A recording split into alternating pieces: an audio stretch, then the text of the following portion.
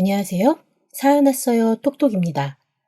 구독과 좋아요, 알림 설정 꼭 부탁드립니다. 그럼 오늘의 이야기 시작해 보겠습니다. 저는 가족관계 전문가입니다. 보통 가족관계 전문가라고 하면 대체 그게 무슨 전문가예요? 라고 물어보시는 경우가 많은데 일반적으로 우리가 무시해서 그렇지 가장 많은 문제가 발생하는 곳이 바로 가정이거든요.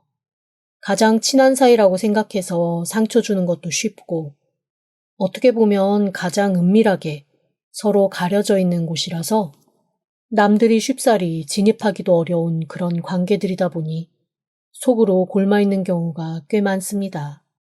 지금에야 언론에서 가정폭력이라든가 아동학대 이런 것들을 적극적으로 얘기하고 사람들도 관심을 가지기 시작했지만 제가 처음에 가족 문제를 공부하겠다고 했을 땐 다들 가족끼리 서로 이해하고 대화하면서 해결하면 되지 뭘 남이 나서가지고 전문가인 양 이래라 저래라 해야 되느냐라고 무시당한 적도 꽤 많았습니다.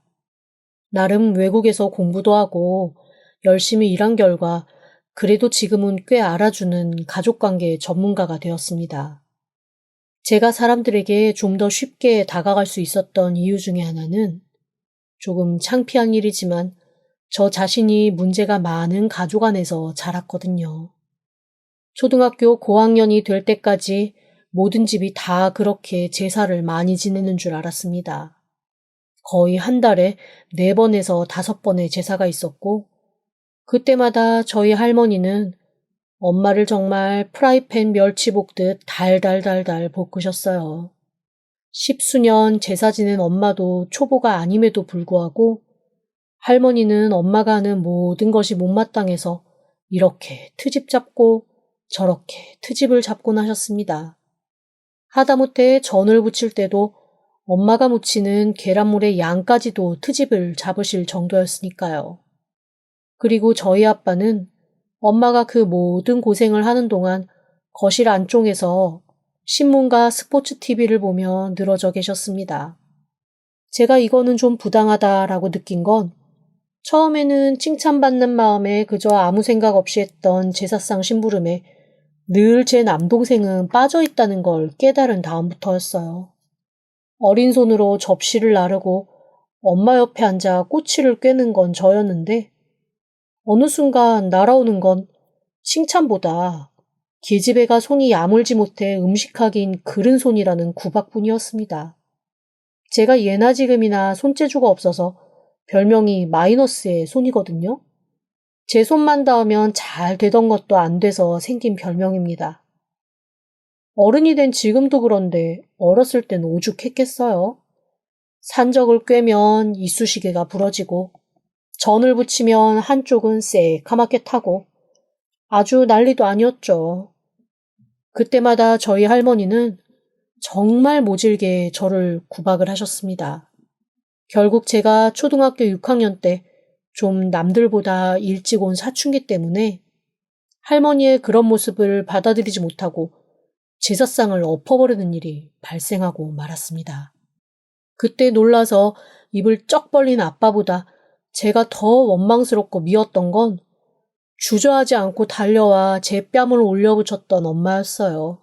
차라리 아빠처럼 가만히 있는 방관자였으면 이해하려고 노력이나 했겠지만 엄마는 본인이 계속 당한 피해자였으면서도 똑같은 피해자인 저를 이해하지 못하고 제 뺨을 올려붙인 거니까요.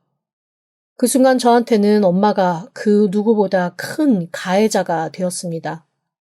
저는 그날부터 동굴 속으로 확 들어가 버렸습니다. 엄마랑 아빠가 화해의 손길을 내밀었지만 어린 마음에도 뭐가 그렇게 꽁했는지 절대 받아들이지 않았어요. 그리고 정말 죽어라 공부만 했습니다. 그렇게 공부를 해서 대학을 간 후에는 집과 인연을 끊어버렸죠.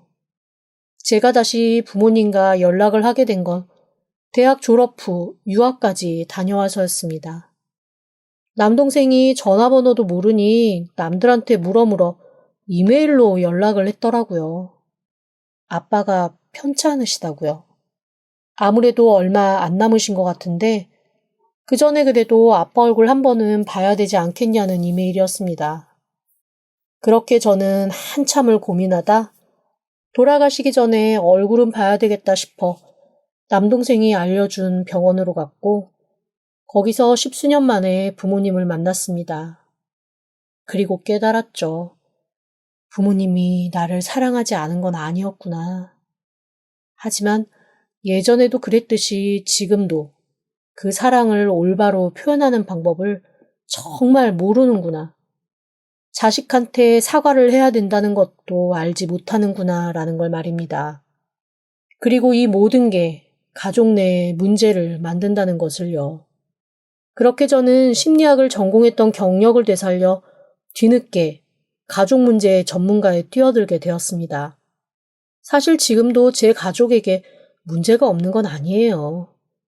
엄마는 돌아가시는 그 순간까지 저한테 10수년 전 제사상 엎은 얘기하면서 네가 그래도 그때 그러면 안 됐다라는 원망을 멈추지 않으셨고 남동생은 자기 깐에는 깨어있는 척 쿨한 척 했지만 결국 가부장적인 환경에서 자라온 아나무인 태도를 버리지 못했습니다.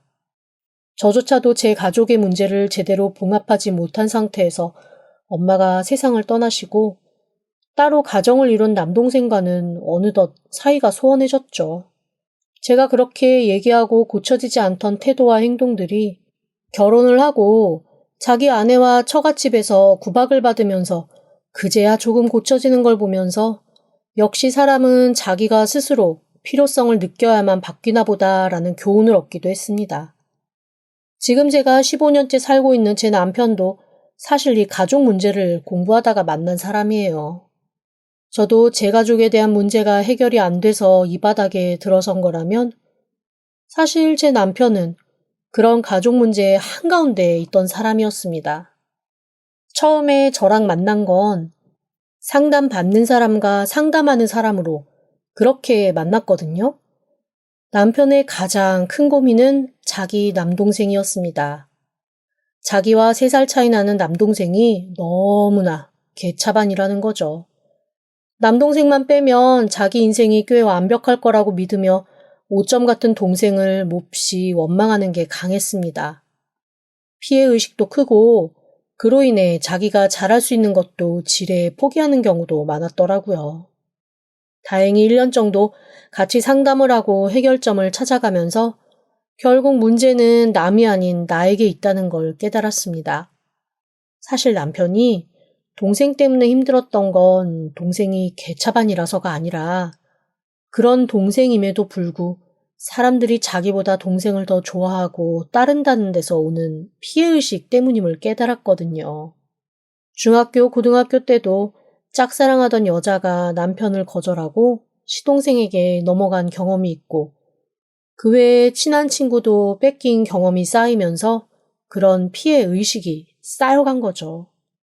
하지만 이 모든 걸 깨닫고 남편은 동생과 자신이 다른 사람임을 받아들이기로 했습니다. 그리고 스스로의 경험을 토대로 저와 함께 사람들에게 상담을 하는 사람으로 거듭났습니다. 전문 상담은 제가 하지만 어디 가서 제가 강연 같은 걸 할 때 강연 전에 먼저 나와서 자기 사례를 예로 들며 사람들의 호기심을 끄는 이른바 바람잡이 역할을 아주 톡톡히 하기 시작한 겁니다. 왜 사람들이 자기보다 나은 사람인 것 같은 사람이 하는 얘기는 그냥 그렇게 듣지만 나와 비슷한 일을 겪은 사람, 내가 조금 더 친근하게 다가갈 수 있을 것 같은 사람이 하는 얘기는 조금 더 귀 기울여 듣잖아요. 남편이 그 역할을 너무나 잘해준 거죠. 그렇게 서로 상담을 주고받는 사람으로 몇 년 함께 강연도 다니고 개인적인 만남도 갖다가 저희는 사랑에 빠졌습니다. 솔직히 말하면 지금 생각해보면 저는 사랑이라기보다는 그냥 일종의 모성애 같은 마음이었던 것 같아요. 그 사람에 대한 안쓰러운 마음, 안타까운 마음, 그리고 뭔가 내가 돌보고 케어해야 될 것 같다는 그런 책임감. 그런 걸 그 나이 때는 그냥 사랑이라고 착각을 했던 거죠. 하지만 어쩌겠어요. 일단 결혼을 했고 함께 살아야죠. 솔직히 말하면 그 사람이 언제 다시 본 모습을 드러내지 않을까 전전긍긍하면서 처음 몇 년을 살았습니다. 그런데 제가 생각했던 것처럼 그렇게 예전 모습을 드러내진 않더라고요. 10년 전도 지났을 때는 그냥 그 사람을 완전히 믿게 됐습니다. 10년이면 강산도 변한다는데 그 시간 동안 옛 모습이 나오지 않는다면 그 사람이 정말 변했다고 받아들여줘도 되는 거라는 생각이었죠. 비록 아이는 없었지만 저희한테는 그냥 서로가 부모이고 아이인 그런 삶이 이어졌습니다. 사실 아이에 대한 미련이 크게 없었던 이유 중 하나는 저희가 만나서 상담하는 그 모든 사람이 저희한테는 아이 같아서였을지도 몰라요. 문제를 가지고 있는 사람이면 저보다 나이가 많고 적고를 떠나 그저 제가 걱정하고 함께 고민하고 문제 해결을 위해 애써야 되는 아이와 다름이 없었습니다. 아이를 돌보는 것만큼이나 공이 들고 신경이 쓰이는 일을 하다 보니 아이를 딱히 낳아서 키워야겠다는 생각이 없었던 것일 수도 있습니다. 그리고 더 큰 이유는 집에 정말로 열 문제아이 못지않는 한 사람이 있었거든요. 바로 제 남편이 이 길에 들어서게 만든 시동생이었죠. 시동생은 정말 말로 표현할 수 없을 만큼 사고뭉치였어요. 돈이나 도박, 각종 약물 그런 걸로 유치장을 들락거리는 건 일도 아니었고 국내뿐만 아니라 해외도 꽤 많은 사고를 치고 출국 정지까지 된 사람입니다. 저희로서는 정말 숨기고 싶은 아픈 손가락 그 이상도 이하도 아니었죠. 저와 남편에게는 시동생이 아주 큰 걸림돌이자 문제이자 고민이었어요. 어디 가서 말도 못하는 게 가정문제 전문가가 자기 가정에 있는 문제는 정작 해결도 못한다는 소리 들을까봐 어디 가서 시동생 얘기는 하지도 않았습니다. 결국 저와 남편은 속으로만 끙끙 앓아놓을 수밖에 없었죠. 그나마 다행인 건 시동생이 가끔 돈 문제를 일으키곤 할 때 남편이 그걸 저한테 숨기지 않는다는 거예요. 이러이러해서 얼마 정도를 도와줘야 될 것 같은데 그게 우리 사정이 힘들면 하지 않겠다. 뭐 이런 식으로 솔직하게 나오니 저로서는 그냥 남편을 믿고 남편이 하자는 대로 하는 게 묵묵히 도와주는 일이었던 거죠.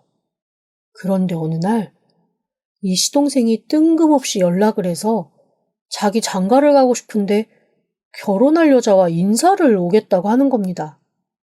저랑 남편은 너무 당황해서 그 자리에서 아무런 대답도 못했습니다. 당초 시동생이랑 결혼할 여자가 있다는 것도 너무 신기했고 결혼을 하고 싶으면 막말로 지멋대로 살림 차려 자기 결혼했으니 돈이나 보태라고 땡깡 부릴 위인이지 미리 결혼할 테니까 인사 가겠다고 그런 얘기를 하는 그런 종류의 사람이 아니거든요. 너무나 그건 일반적인 사람이 할 법한 일이잖아요. 제 시동생은 그런 일반 상식과는 아주 거리가 먼 사람이기 때문에 저는 일단 인사를 오겠다는 그 자체가 너무나 충격이 컸습니다. 그리고 그 뒤에 이어진 시동생의 말은 더 충격이었죠.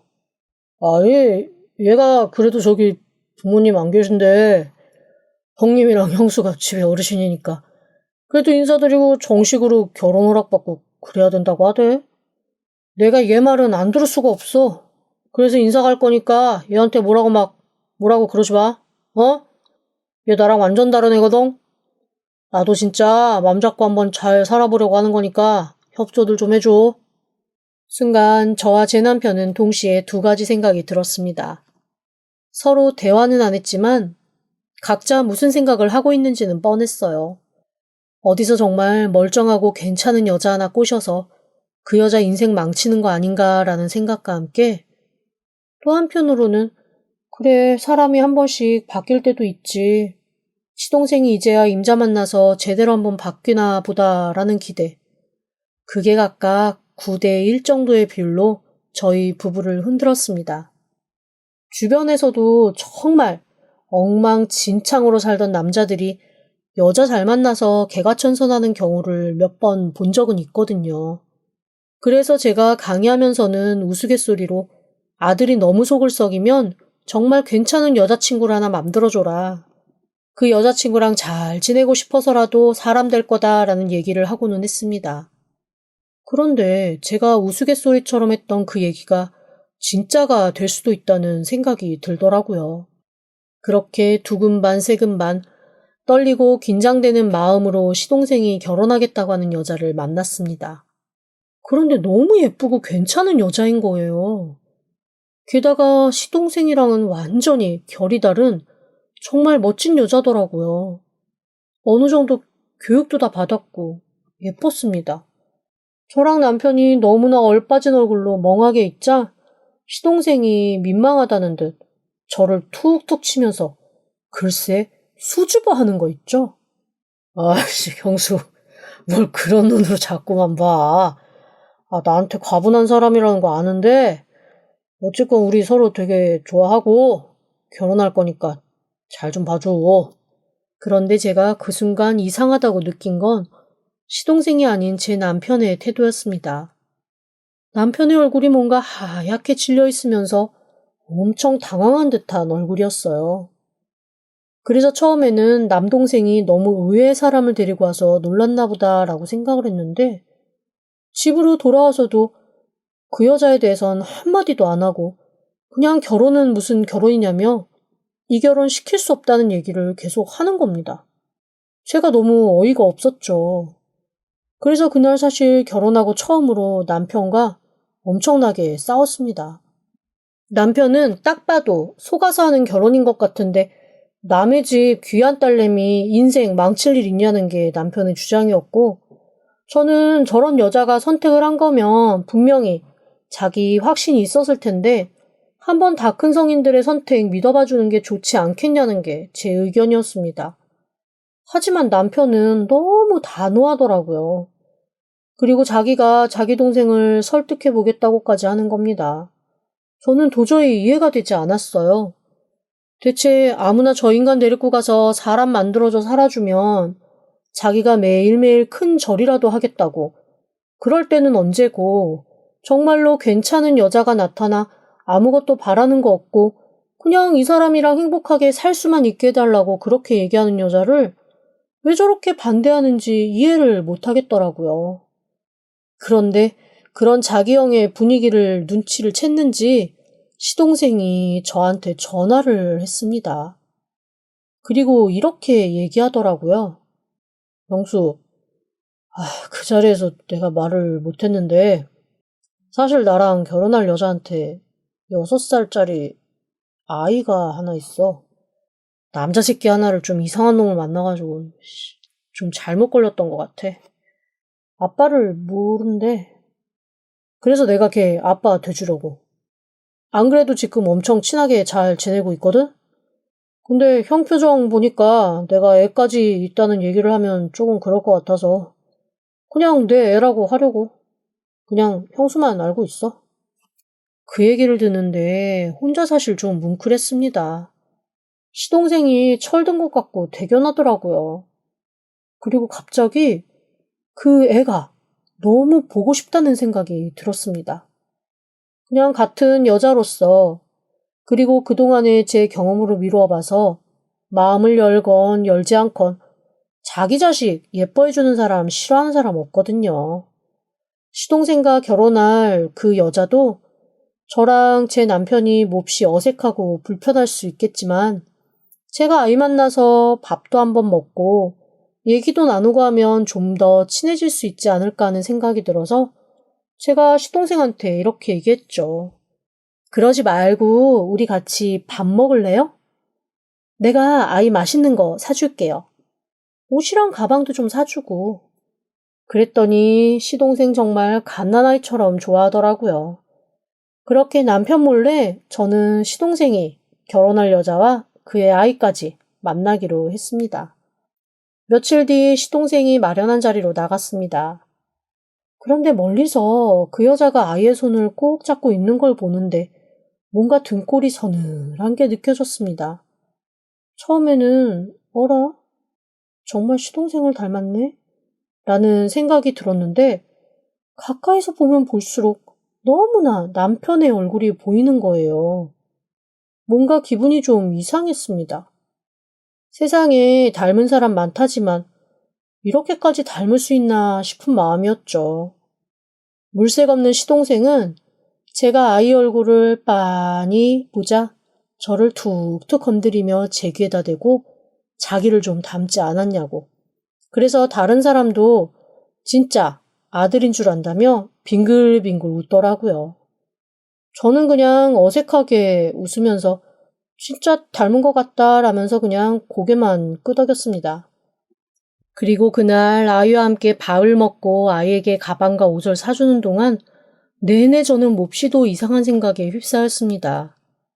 아이의 엄마가 어쩐지 저한테 조금 텃세를 부리는 것 같기도 하고 뭔가 알면서 모르는 척 저를 농락하고 있는 느낌도 드는 거예요.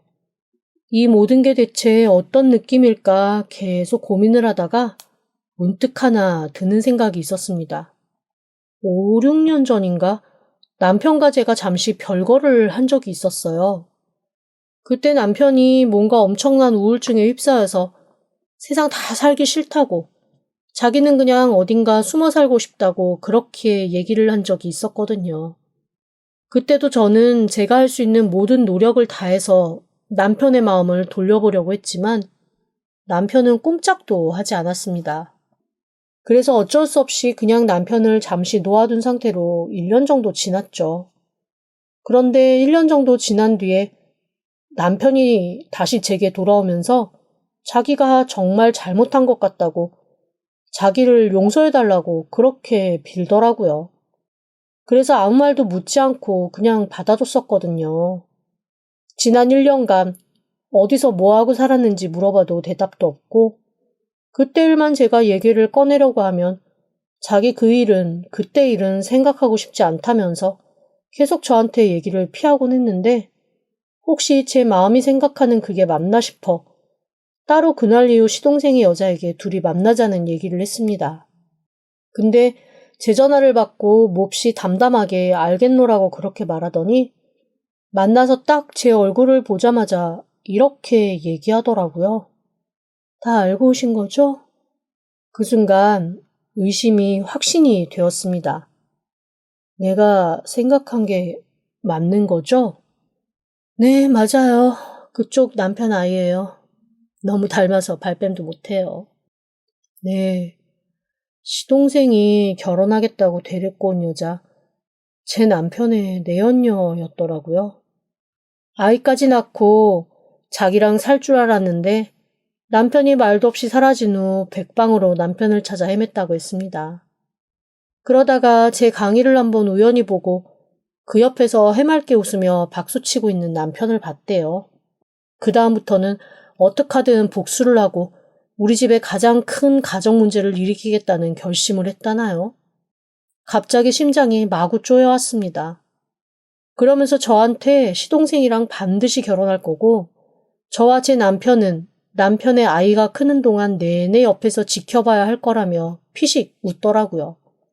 제가 너무 기가 막혀서 아이에겐 그게 무슨 죄냐며 그리고 시동생도 무슨 죄냐며 그냥 헤어지고 아이 따로 키워라. 우리가 양육비는 내겠다라는 얘기를 했습니다.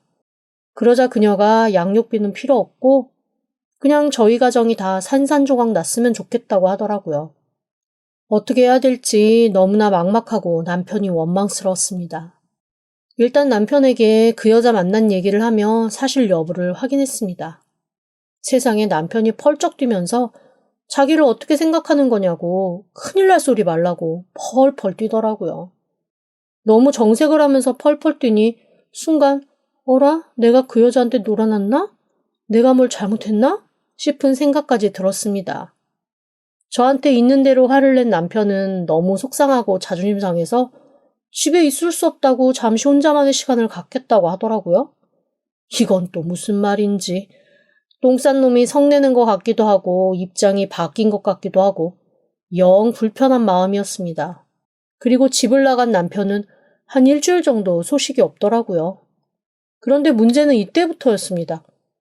갑자기 시동생이 저한테 연락을 해서 폭주하기 시작하는 거예요. 원래부터 약간 감정 조절 장애가 있는 사람이었는데 아주 절정을 찍더라고요. 약혼한 여자랑 연락이 안 된다느니 그 여자가 헤어지자고 했다느니 앞뒤가 안 맞는 말을 마구 쏟아내는 게 아니겠어요? 뭔가 짚히는 게 있어 일단 시동생의 전화를 끊고 그때부터 남편을 사방으로 찾아 헤맸습니다. 그렇게 며칠 만에 찾은 남편은 그 여자랑 같이 있는 게 아닐까 했던 제 짐작을 뒤로하고 홀로 어디 작은 고시원에 틀어박혀 숨어 있더라고요. 제가 남편을 찾아내서 앞에 나타나니 남편이 하얗게 질린 얼굴로 더듬더듬 제게 변명을 늘어놓기 시작했습니다. 변명인즉슨 이거였습니다. 그 여자가 남편의 중학교 때 첫사랑이었대요. 자기를 야멸차게 버리고 시동생한테 갔던 여자였는데 수년 전에 우연히 보고는 그때의 기억이 떠올랐다고 했습니다.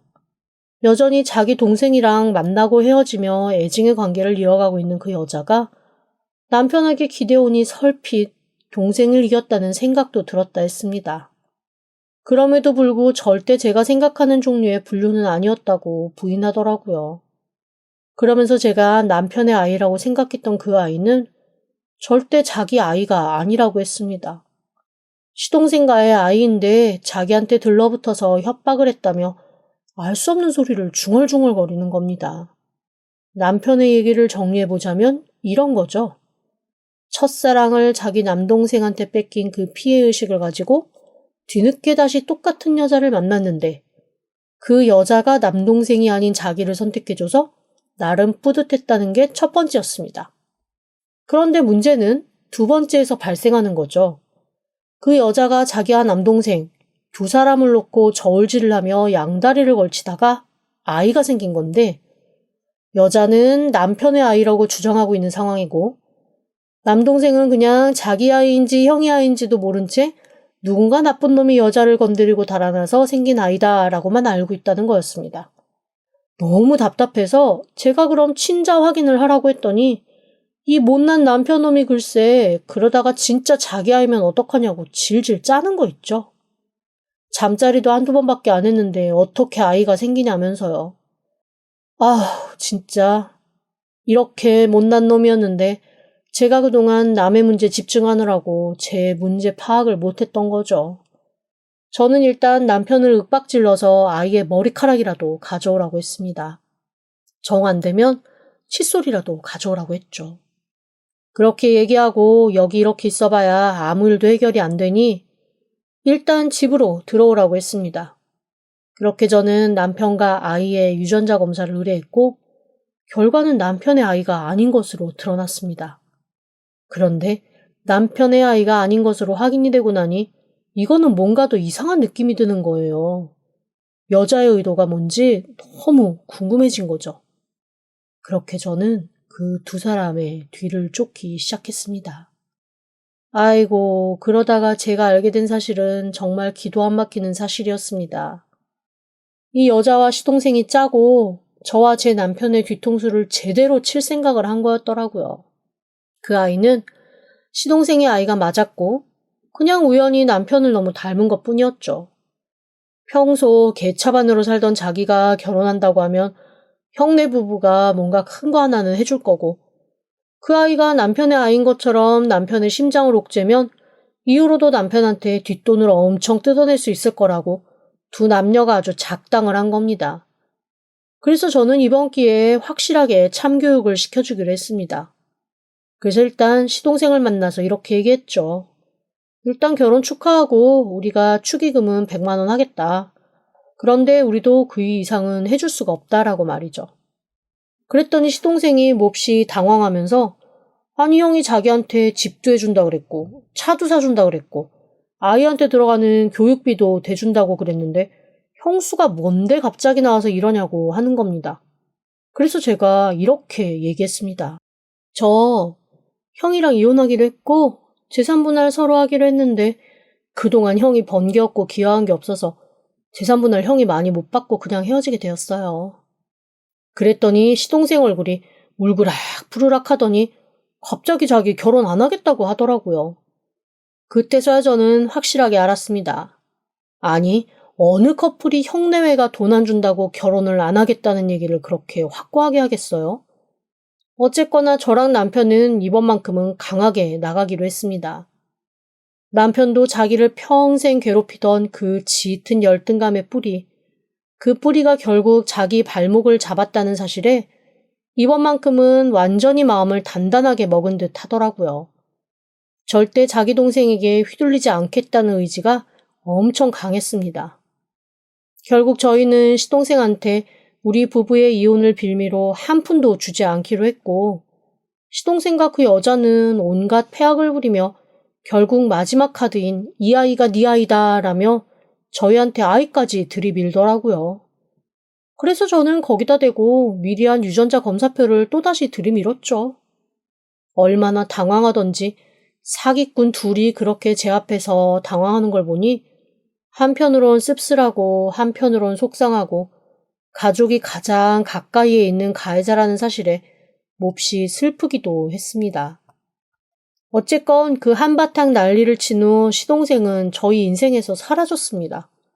온갖 폐악질과 욕을 가득 쏟아내고 다시는 보지 않겠다며 사라졌는데 또 모르죠. 언젠가 돈 떨어지면 다시 나타날지. 그리고 그 여자는 그냥 혼자서 시동생의 아이를 키우게 된 것 같아요. 돈을 뜯어낼 수 있는 도구로서의 아이는 시동생에게 쓸모가 있었겠지만 그렇지 않은 아이는 그저 부담, 그 이상도 이하도 아니었을 테니까요. 앞으로 제가 가족 문제 해결에 대한 상담을 계속 할 수 있을지는 모르겠어요. 사실 가족 문제뿐 아니라 인간관계 전반에 대한 의문과 불신이 커진 상태라서 말이지요. 당분간은 저와 남편 사이의 회복과 야멸차게 돌아섰지만 그래도 죄 없는 조카 아이를 멀리서나마 도울 수 있는 방법을 고민하려 합니다. 어른의 문제가 아이의 불행이 되어서는 안 되는 거니까요. 지금까지 들어주셔서 감사합니다. 구독과 좋아요, 알림 설정은 사연 왔어요 톡톡에게 큰 힘이 됩니다. 지금 바로 구독 부탁드립니다. 그럼 다음 사연으로 또 찾아오겠습니다. 감사합니다.